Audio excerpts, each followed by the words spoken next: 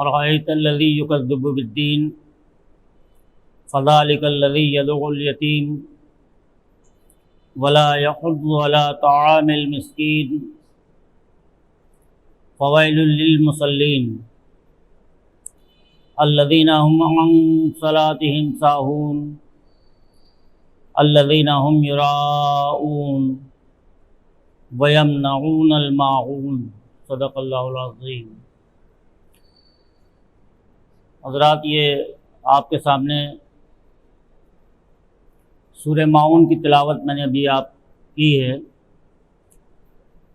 اور اس کے تعلق سے جو بھی گفتگو ہوگی اس میں کچھ تھوڑا بہت اختلاف ہو سکتا ہے، لیکن جو اس کا مفہوم ہم سمجھ سکے ہیں وہ آپ کے سامنے انشاءاللہ بیان کریں گے۔ جیسا کہ اس کے نزول کے تعلق سے بات کہی جاتی ہے، کچھ لوگوں کا یہ کہنا ہے کہ مکی ہے، کچھ لوگوں کا یہ کہنا ہے کہ مدنی ہے۔ بہرحال وہ اختلاف اپنی جگہ برقرار ہے۔ جو اس کے مفاہیم ہیں وہ آپ کے سامنے میں بیان کروں گا، اس کے لحاظ سے آپ خود متعین کر سکتے ہیں کہ کس دور کی صورت ہو سکتی ہے۔ سورہ ماعون جیسا کہ اس کا ٹائٹل ہے، یہ معاونت کے تعلق سے ہے، اور کس طرح کی معاونت؟ وہ بحیثیت ایک انسان دوسرے انسان کے ساتھ جس طرح تعاون کا معاملہ ہونا چاہیے اس طرح کے معاملے کو یہ ڈیفائن کرتی ہے۔ اس میں شروع میں 3 آیات جو ہیں وہ کسی کی طرف نشاندہی کرتی ہے، لیکن ہم لوگ اس کو یہ سمجھ کر کے کہ فلاں شخص ہے یا فلاں شخص ہے، تو بجائے اس کے اگر یہ مفہوم پر غور کریں کہ وہ خصلتیں یا وہ برائیاں اگر ہمارے اندر ہے تو ہم بھی ہیں۔ یہ نہیں کہ قرآن کی کسی بھی آیت کو یہ کہہ دیا جائے کہ یہ بنی اسرائیل پر نازل ہوئی تھی، بنی اسرائیل کے سبب سے نازل ہوئی تھی، تو یہ بنی اسرائیل سے تعلق رکھتی ہے، کیونکہ قرآن ہمیشہ کے لیے ہے، رہتی دنیا تک ہے، اور اس کے مفہوم کو کسی کی طرف انڈیکیٹ کر کے وہیں پر اس کو سمیٹ دینا یہ کوئی عقل مندی کا سودا نہیں ہے۔ حالانکہ اس طرح کی خصلت یا بیماری اگر ہم لوگ کے اندر ہے تو قرآن کی وہ آیت ہم سے مخاطب ہے۔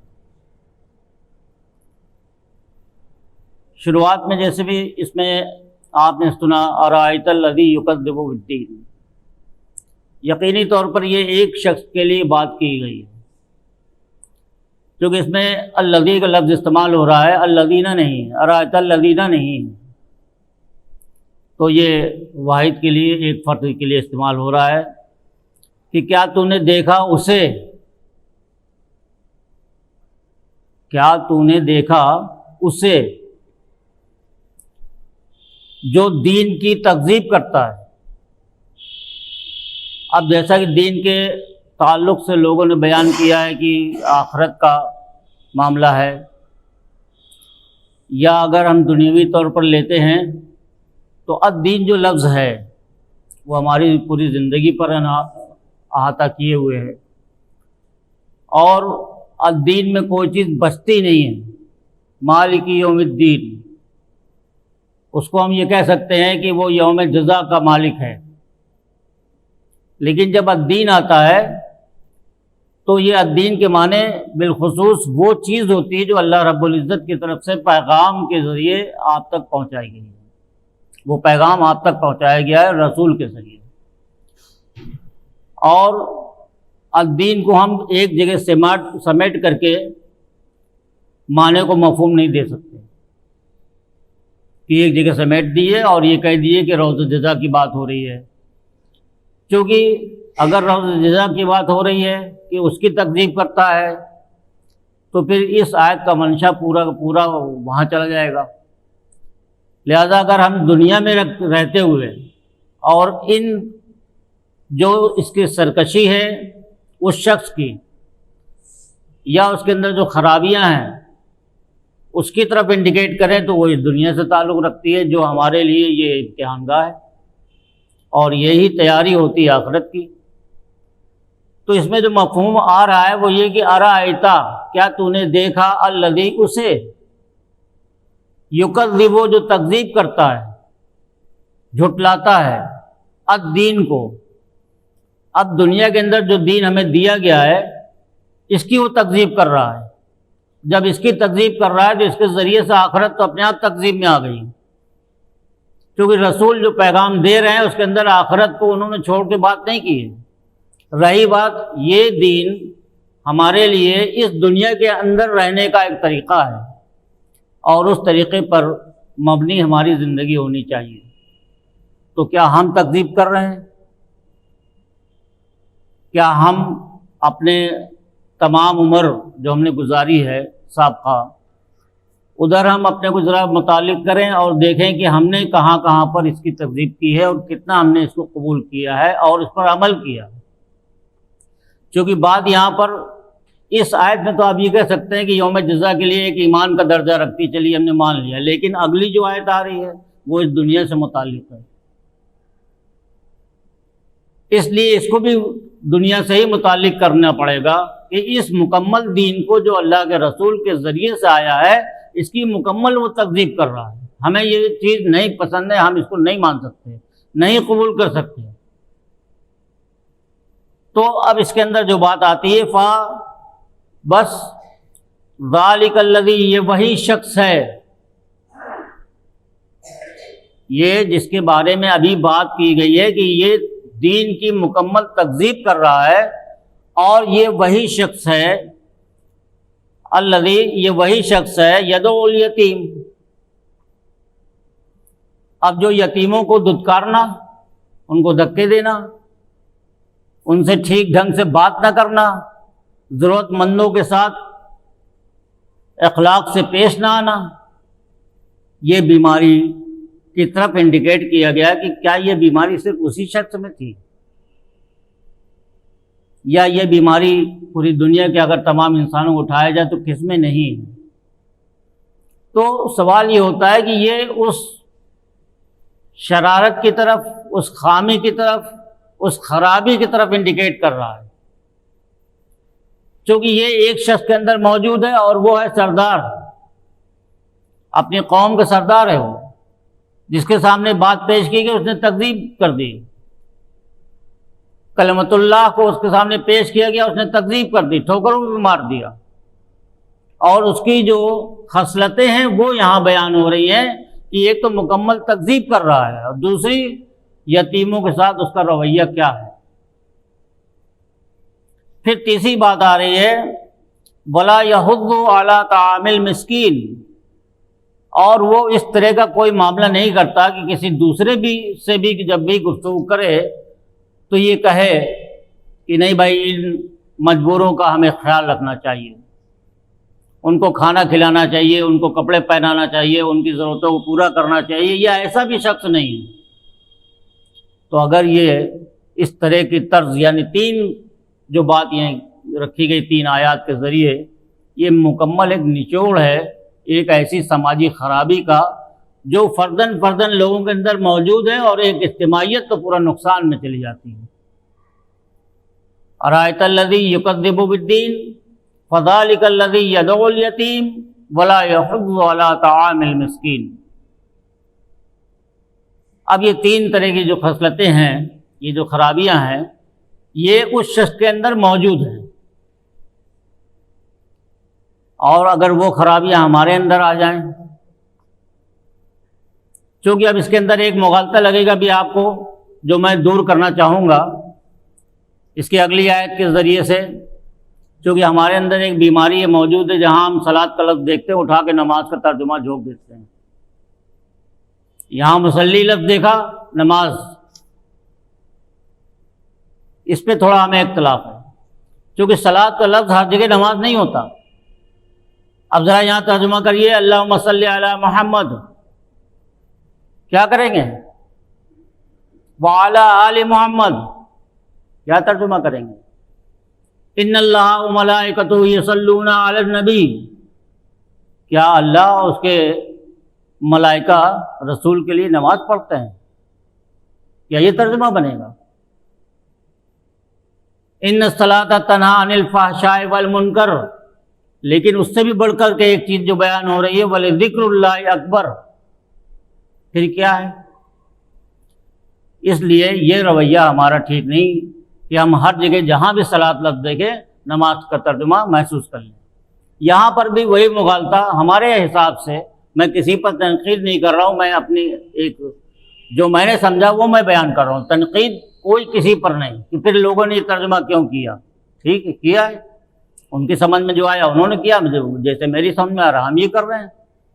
مصلی کہتے ہیں کسی کے پیچھے لگنے کو، اور اس کی مثال جو دی گئی ہے احادیث میں وہ اس طرح دی گئی ہے کہ جیسے اونٹ کا بچہ اونٹ کے پیچھے پیچھے ایسا لگ کے چلتا ہے کہ اس کو یہ احساس رہے کہ ہاں ساتھ ساتھ ہیں، اور اگر کوئی باڈی کا حصہ ٹچ نہیں ہو رہا ہے تو یہ بلک جاتا ہے کہ کہاں کیا ہو گیا، ہم کہاں جدا ہو گئے۔ اس کو کہتے ہیں مصلی۔ بالکل ٹھیک پیچھے پیچھے لگے رہنا، اس سے کہیں پر بھی ذرا سا بھی الگ نہ ہونا۔ یہی چیز اس کو لفظ کو جب ہم استعمال کرتے ہیں تو نمازوں میں بھی استعمال کر لیتے ہیں کہ کون امام کے ٹھیک پیچھے پیچھے لگے ہیں۔ کچھ لوگ ایسی حرکت کر سکتے ہیں، یہ عادتاً ہے، جان بوجھ کے کوئی نہیں کرتا، میں تنقید نہیں کر رہا ہوں ادھر، کہ اللہ اکبر امام نے کہہ دیا، اب ہم بڑے اطمینان سے اس کے رکوع میں جا رہے ہیں، جیسے لگ رہا ہے تھوڑا سا دوری ہو رہی ہے، ارے فوراً اطاعت کیجیے۔ آپ کو گنجائش نہیں کہ آپ تھوڑا سیدھے ہیں، بھائی بڑھاپا ہے تو ایک الگ مسئلہ ہے، بیٹھنے اٹھنے میں معذوری وہ ایک الگ مسئلہ ہے، لیکن آپ اپنے کو بالکل روکیے اور روکنے کے بعد عمل کیجیے، تو جیسے لگتا ہے آپ اطاعت سے باہر جا رہے ہیں۔ اس نے کہا سمع اللہ لمن حمدہ، کھڑے ہو جائیے فوراً، کیونکہ وہ کھڑا ہو چکا ہے، اس لیے مصلی کہا گیا۔ اب اگر آپ کے اندر کوئی ایسی چیز ہے جو آپ اچھی چیز کو بیان کر رہے ہیں اور اس پر عمل کر رہے ہیں، تو ہمارے لیے آپ کا مصلی ہونا یہ ضروری ہے کہ اس چیز کو ہم اپنے اندر اخذ کریں اور اس کو قبول کرنے کے ساتھ اطاعت کے لیے بڑھ جائیں، تب یہ مصلی کا جذبہ پورا ہوتا ہے۔ اور اگر اپنے آپ کو روک لیا، ذرا سا بھی روک لیا، تو ہم اطاعت کے عزت سے باہر ہو رہے ہیں، اس کے گرد سے باہر نکل رہے ہیں، اور جیسے لگ رہا ہے یہ کہ ہماری اس اطاعت میں کہیں نہ کہیں کسولی ہے، تو یہ چیز ٹھیک نہیں ہے۔ اس لیے مصلی کے لفظ کو دیکھ کر کے فوراً، اب یہاں پر یہ دیکھیے جو بات آ رہی، میں نے اس کو تمہیدی طور پر پہلے اس لیے بتا دیا کہ اب آپ اس کو اس کے ساتھ جوڑیے۔ فویل للمصلین، اب ترجمہ تو یہاں لوگوں نے یہ کیا ہے کہ پھر تباہی ہے، خرابی ہے ان مصلیوں کی، یعنی ان نمازیوں کی، اور اگر اس کی جگہ یہ کہہ دو بس ان پیچھے لگنے والوں کی، ان پیچھے پیچھے چلنے والوں کی تباہی ہے۔ کس کی؟ جو تین باتیں پہلے کی گئی ہیں،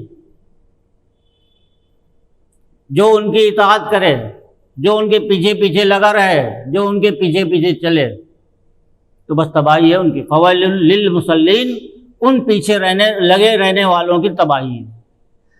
اب جو تین باتیں پہلے پورے مکمل دین کی تکذیب، اور یتیموں کو دھتکارنا، کھانے کا کوئی بندوبست نہ کرنا، بلکہ اور دوسروں کو تلقین کرنا چاہیے، اس سے بھی اپنے آپ کو سمیٹے ہوئے، زبانی جس کو جمع خرچ کہتے ہیں اس سے بھی پرہیز کر رہا ہے۔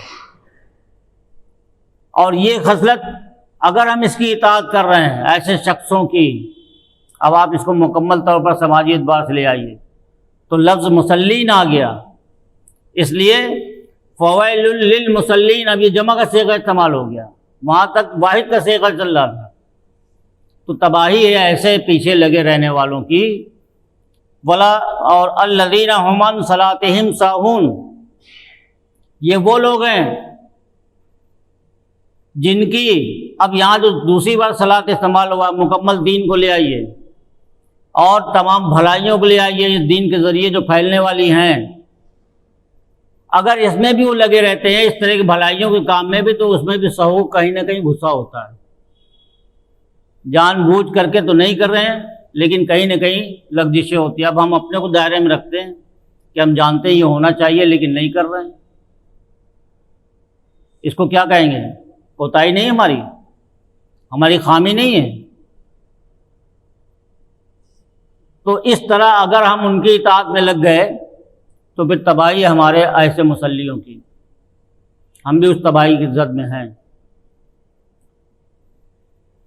ہم ان صلاتہم، جن کی بھلائیوں میں بھی کھوٹ چھپی ہوتی ہے. ساہو جو لفظ آتا ہے، ساہو کو عام طور پر لیتے ہیں قصدن نہ کیا جائے، ساہون کوئی چیز ہو جائے. تو اس کو تو ہم نے پہلے ابھی آپ کے سامنے بیان کر دیا کہ اگر ہمیں نہیں بھی پتہ لیکن ہم اسی راستے پر اسی کے نقش قدم کی پیروی کر رہے ہیں، ایسے لوگوں کی سماج کے اندر، اب وہ چاہے ان کا نام کچھ بھی ہو، میں مسلم غیر مسلم کی بات نہیں کر رہا ہوں. خاص طور سے آپ یہ سمجھ سکتے ہیں کہ مسلمانوں کے درمیان کی جو بات ہے تو ٹھیک، اگر آپ ان کی اطاعت میں لگے ہوئے ہیں، یا غیر مسلموں میں چلے جائیے تو آپ ان کی اطاعت میں لگے ہوئے ہیں، تو پھر تباہی کے سوا اور کچھ نہیں ہے. چاہے جتنا ایمان، چاہے جتنا اسلام کا صبح شام 5 وقت کی جگہ 10 وقت کی نماز پڑھیے، لیکن پھر بھی آپ اطاعت ان کی کر رہے ہیں.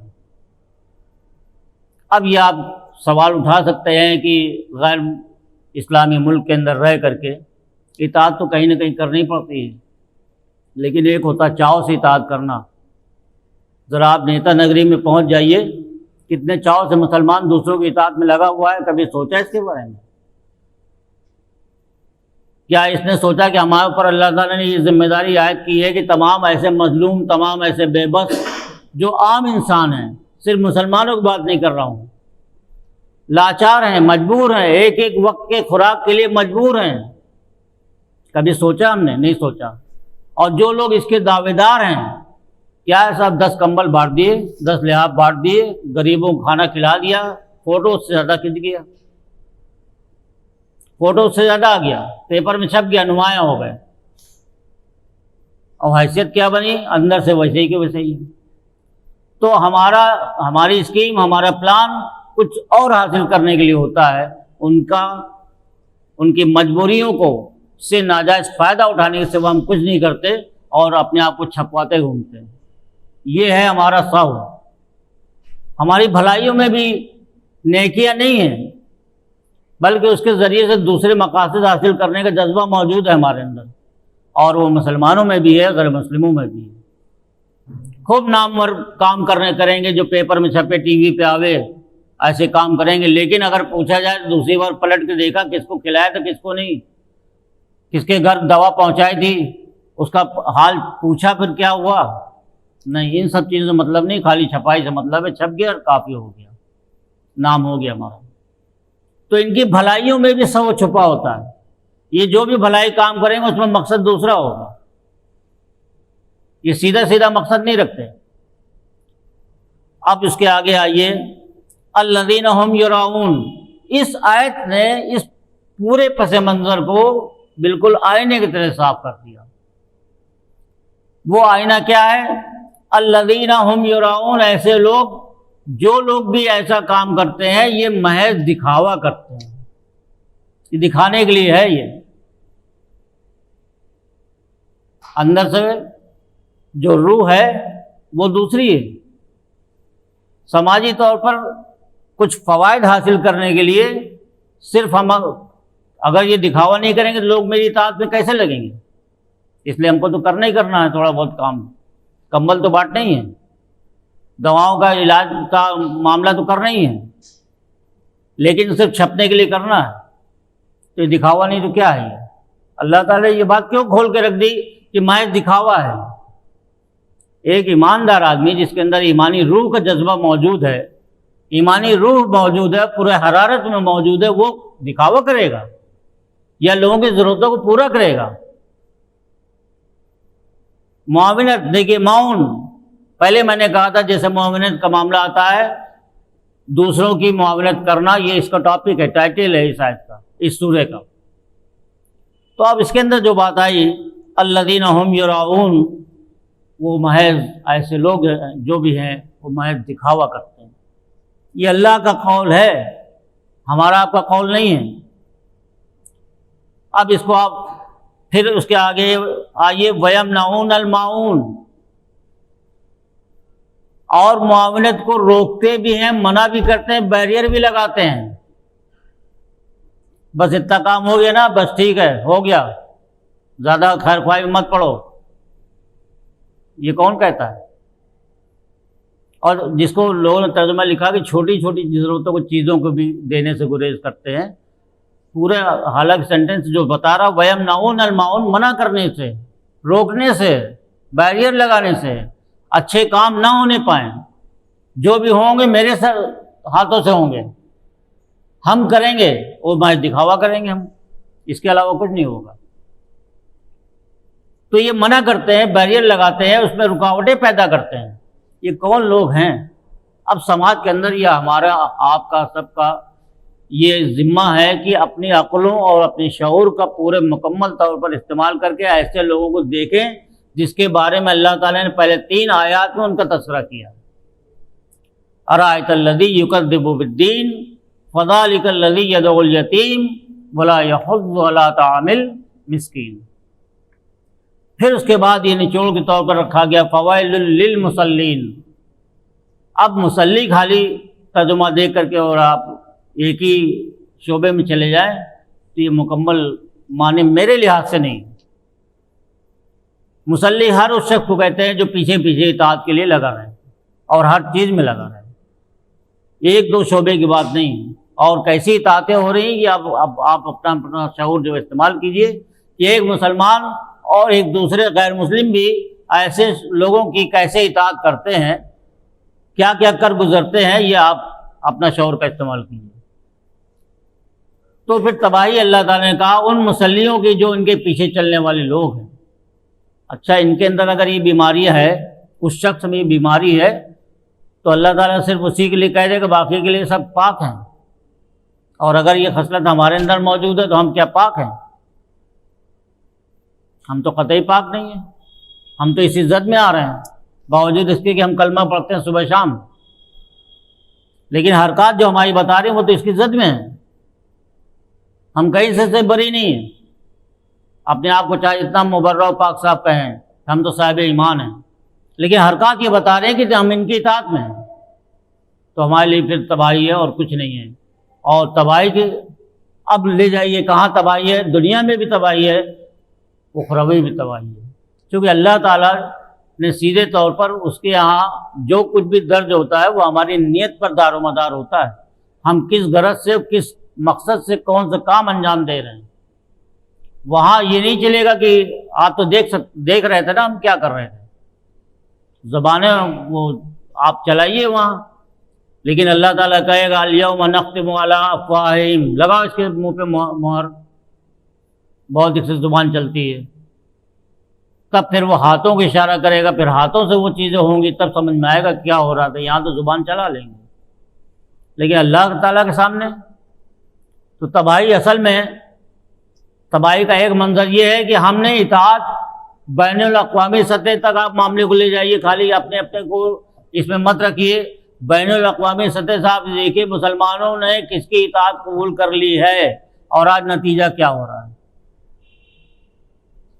پورے دنیا کی بات میں کر رہا ہوں، بڑے بڑے مسلمانوں کے ممالک ہیں لیکن براہ راست ایمان سے ان کا کوئی تعلق نہیں ہے، نام کے مسلمان ہیں، اور اطاعت میں کس کی لگے ہیں یہ آپ دیکھیے، ان بڑی طاقتوں کی اطاعتیں کر رہے ہیں، جو وہ کہتے ہیں وہ یہ کر رہے ہیں، تو تباہی پھر کس کو مقدر ہوگی؟ اس کے لیے کوئی دوسرے لوگ آئیں گے؟ ہم ہی آپ لوگ ہوں گے جن کے لیے مقدر کر دی گئی تباہی۔ فویل للمصلین، پھر اس کے آگے الذین هم عن صلاتهم ساہون، آپ کے سامنے بات آئی چکی ہے، الذین هم یراؤون، صرف دکھاوے کا کارنامہ اور کچھ نہیں ہے، ویمنعون الماعون، اور ایسے کام کے لیے بیریئر کھڑے کرنا، رکاوٹیں ڈالنا، اور اس کی ٹھیکیداری خود اپنے سر لے لینا کہ جو بھی فلاح کا کام ہوگا، جو بھی لوگوں کے لیے بھلائی کام ہوگا وہ ہم ہی کرتے ہیں، باقی کوئی کرتا ہی نہیں ہے۔ تو یہ نہیں، جو بھی شخص کرے گا اللہ تعالیٰ دیکھ رہا ہے، جو بھی جماعتیں کام کر رہی ہیں اللہ تعالیٰ دیکھ رہا ہے، جو بیریئر کھڑے کر رہے ہیں اللہ تعالیٰ ان کو بھی دیکھ رہا ہے، اور پورے ممالک کو بھی دیکھ رہا ہے، ان کے ذمہ داروں کو بھی دیکھ رہا ہے۔ یہ تو سب وہیں پتہ چلے گا جب ان کے مہروں پہ، ان کے منہ پہ مہر لگی ہوگی۔ بہرحال اس کا ایک وقت ہو گیا ہوگا میرا خیال غالباً، تو آپ کے سامنے ایک ہو سکتا ہے کچھ فوائل للمصلین کے تعلق سے لے کر کے ایک نیا پن آپ کے سامنے آیا ہو، لیکن جو اس سے میں نے مفہوم سمجھا ہے، اب اس کا نزول کہاں ہوا ہے، کیسے ہوا، یہ آپ متعین کریں۔ میں نے پورا مفہوم اس کا جو ہے، جو میں نے سمجھا وہ آپ کے سامنے بیان کیا کہ یہاں پر مصلی کا جو لفظ ہے وہ ایسے تمام لوگ مصلی میں آ جائیں گے جو بحیثیت اجتماعیت کے، چاہے وہ ممالک بیس کے ہوں چاہے وہ انفرادیت کا تعلق ہو، جو بھی جس کی اطاعت کرے گا وہ اسی کے ساتھ گنا جائے گا، وہ اپنے آپ کو مبرہ نہیں کر سکتا۔ تو ہمیں اس کے لیے اللہ تعالیٰ سے دعا کرتے رہنا چاہیے اس بابت کہ اللہ تعالیٰ ہم جان بوجھ کے نہیں کر رہے ہیں، لیکن اگر اطاعت دوسروں سے ہو رہی تو اس کے لیے ہمیں آگاہی کریں اور ہمیں ہمارے شعور کو اور زیادہ بیدار کریں کہ ہم اس کے دین کے تعلق سے، مکمل دین کے تعلق سے اپنے آپ کو سوچنے والا بنائیں، رسمی طور پر مسلمانوں میں داخلہ نہ لیں، پورے شعور کے ساتھ، پورے اپنے ایمانی جذبے کے ساتھ۔ اور یعنی یہ چیز کہاں سے پیدا ہوتی ہے؟ خالی بیٹھے بیٹھے سوچنے سے نہیں ہوتی ہے، بلکہ جب آپ قرآن کا براہ راست مطالعہ کریں گے تب وہ آپ کے اندر شعور بیدار کرے گا۔ دنیا کے اندر کوئی طاقت نہیں قرآن کے علاوہ جو آپ کے شعور کو بیدار کر سکے۔ اب اگر یہی چیز شعور کو بیدار کر رہی ہے، ہم اسی سے اگر دوری بنا کے رکھیں گے تو پھر کہیں اور سے شعور آ جائے گا، یہ ہمارا مغالطہ ہے۔ اس لیے اللہ سے ہم دعا کرتے ہیں کہ اللہ تعالی ہمارے شعوروں کو اتنا بیدار کرے اور بذریعہ قرآن کے کرے کہ جو اس کی چاہت ہے وہاں تک ہم پہنچنے کی کوشش کریں۔ وآخر دعوانا ان الحمد للہ رب العالمین۔